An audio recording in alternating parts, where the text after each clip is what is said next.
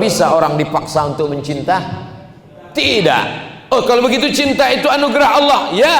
Kalau begitu cinta itu halal? Halal. Kalau gitu pacaran itu halal? Haram. Apa bedanya? Cinta yang terbetik dalam hatimu anugerah Allah, tapi aksi setelah itu berubah menjadi haram, bisa menjadi halal. Kapan dia menjadi halal? Ketika kau datang ke rumah bapaknya.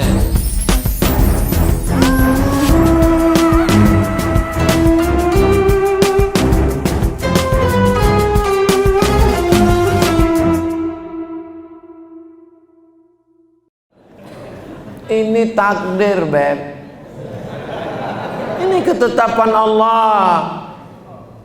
Apa pernah dulu malaikat datang mengirimkan kertas kosong, multiple choice? Kau mau jadi apa? A. Arab, B.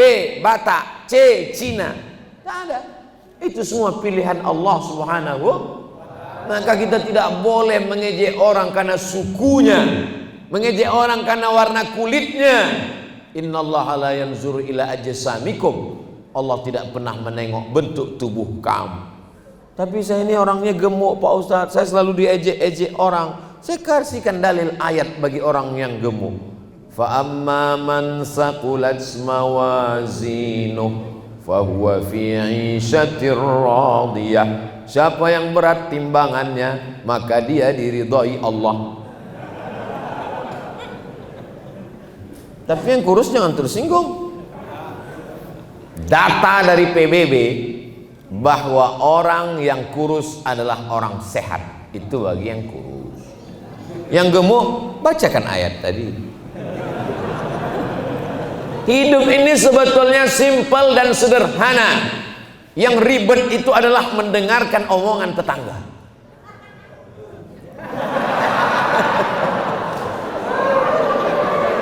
Hidup ini sebenarnya tidak sulit, tidak payah, tidak ribet, tidak jelimet. Yang sulit itu adalah komentar orang di Instagram, Facebook, Twitter, dan YouTube. Betul? Maka jalani saja hidupmu, syukuri apa yang diberikan Allah. Syukuri apa adanya. Saya karena dalam masjid tidak mengajak jamaah nyanyi. Kalau di tanah lapang 3 album kita selesai.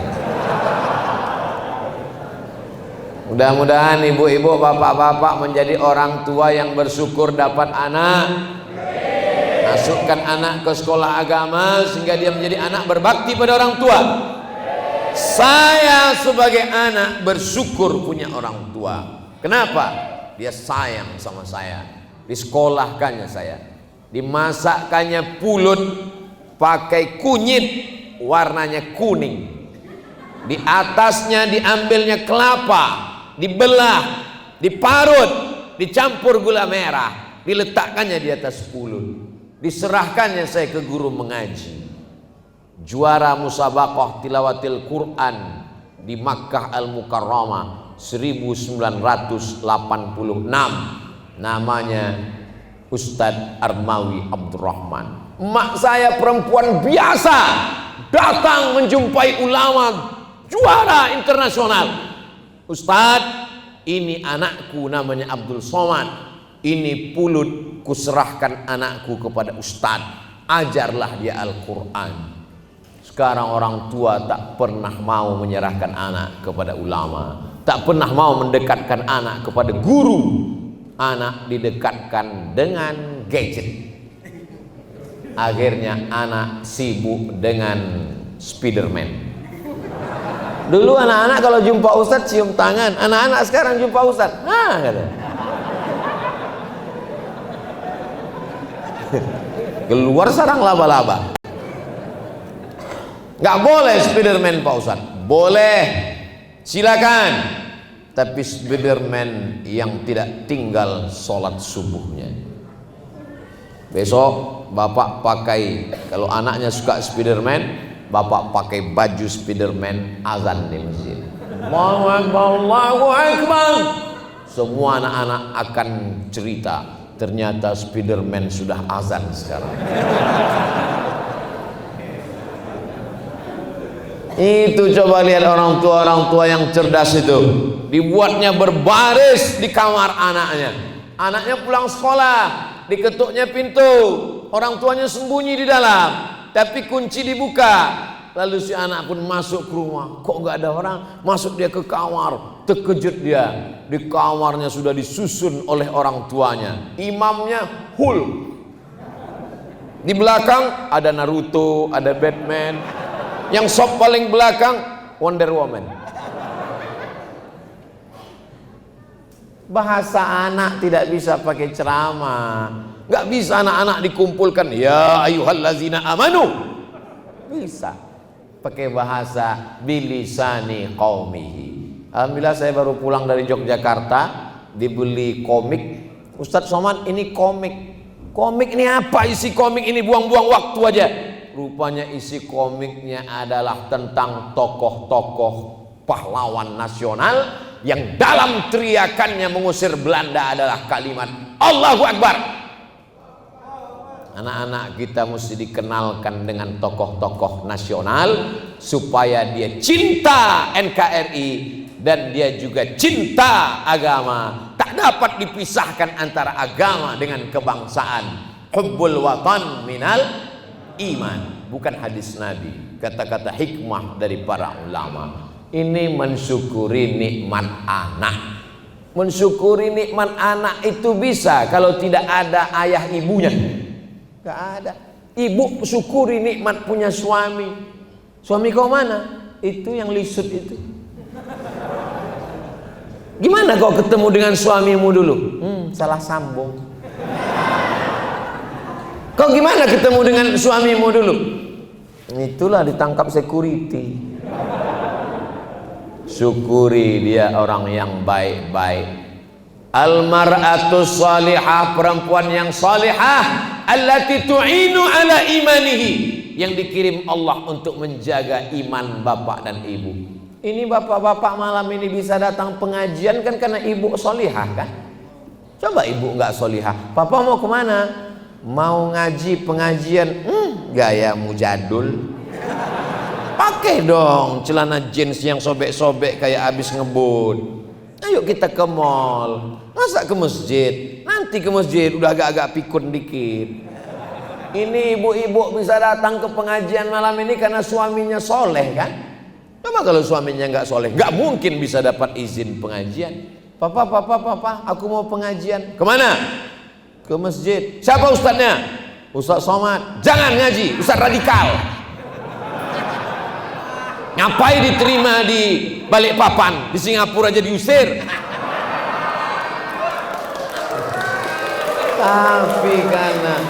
Tapi karena suaminya orang yang soleh. Mau kemana? Mau ke masjid. Siapa yang ceramah? Ustadz Somad. Pergilah Adinda. Abang nggak ikut. Abang masih ada janji main gaple dulu. Syukuri nikmat punya suami, punya istri. Berapa banyak orang yang ingin nikah nggak ketemu jodoh, tapi bapak ibu ketemu. Aku tak pernah mencarimu, kau tak pernah mencari aku. Allah mempertemukan kita. Amin. Udah dapat kok.